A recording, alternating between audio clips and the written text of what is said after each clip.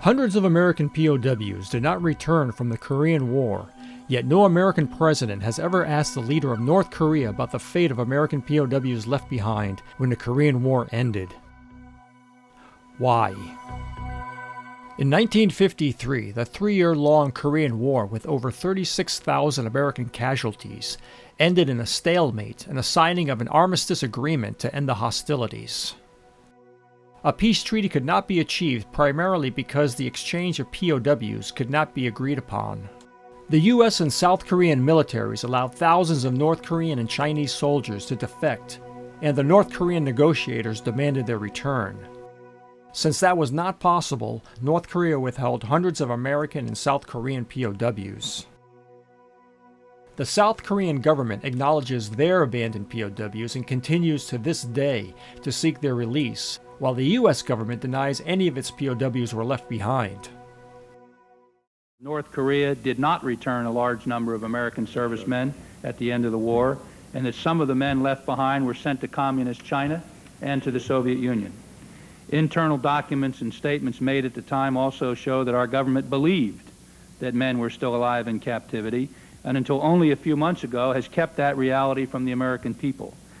It has covered up what it knew through a pattern of denial, misleading statements, in some cases lies, and by doing so with regard to the Korean conflict, it broke its commitment with the people who put on the uniform to fight for the freedoms and protection that we and our allies enjoy today.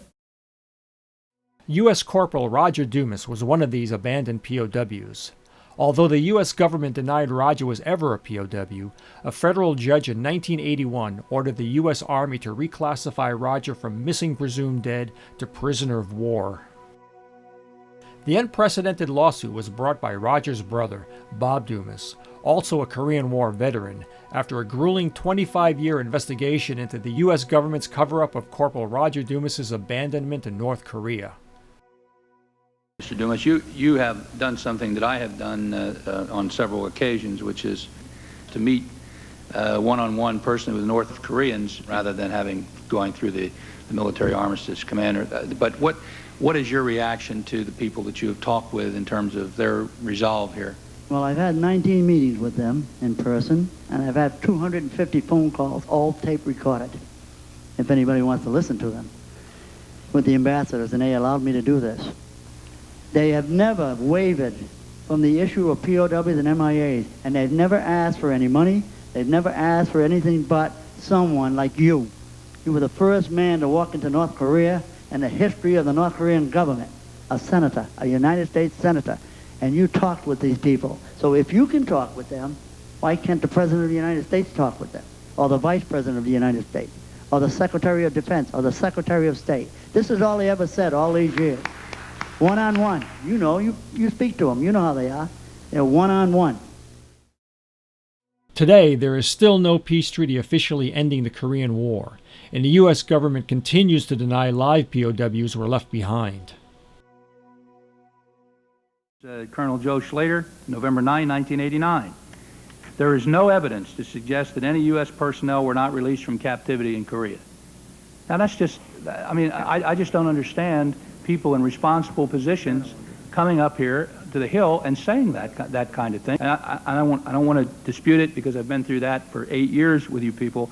I don't have desire to dispute it. As I said in my opening statement, the facts speak for themselves, the evidence speaks for themselves, and it's time for you people to come up here and accept that evidence and begin to move to the next step, which is to find out what happened to these people and where they are. That's what we've got to start doing. So why don't you just admit that you've got the evidence? I can tell you that I'm 99.9% certain that there were live Americans in North Korea when I was there. Meanwhile, South Korea continues to acknowledge that their POWs are still being held in North Korea. Unlike South Korean leaders, no American president has ever asked the North Korean leader to release any live POWs it continues to hold.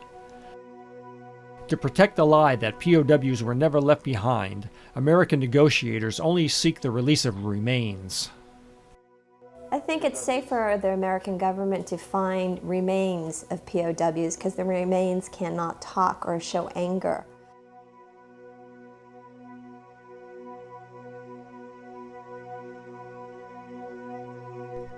In 2012, then-Senator Richard Lugar, ranking member of the Senate Foreign Relations Committee, wrote a letter to Secretary of Defense Leon Panetta.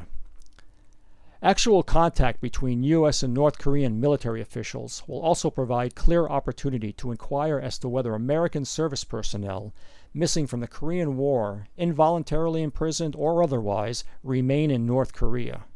This is especially relevant as South Korean military personnel continue to be forcibly detained in North Korea from the Korean War.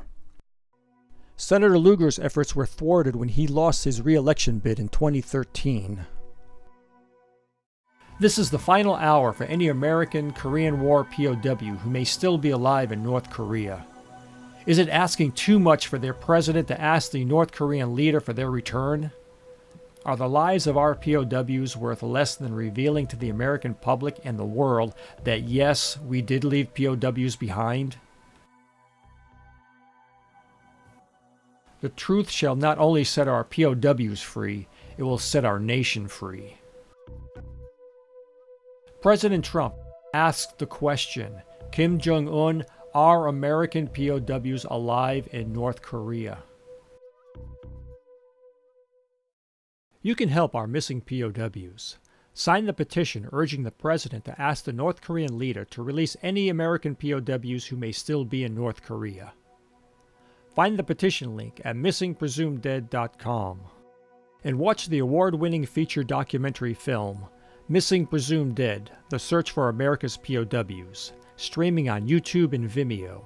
Links are available at missingpresumedead.com. For scholarly researched information and documents, go to powinvestigativeproject.org.